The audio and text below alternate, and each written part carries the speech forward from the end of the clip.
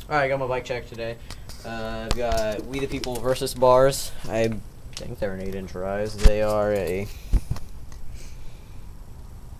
good enough 8-inch rise with a Black Ops stem, FSA fork bolt, fly Reuben grips, Tektro brake lever, single wall front wheel with an unsealed hub. It's rather crappy and partially bent. Odyssey path tire with a hole in it right there. Pretty sexy. G Sport Plague, redline forks that are partially bent. Probably can't see it because they're a little small.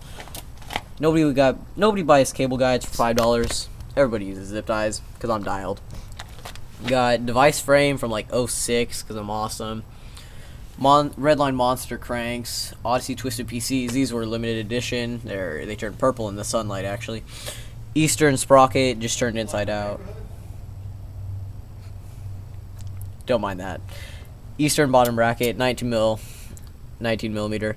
Odyssey Elm Street in the back. McNeil pivotal. Pretty sure that's just a KMC chain. Back wheel is a double wall nitrous hoop laced to a device hub.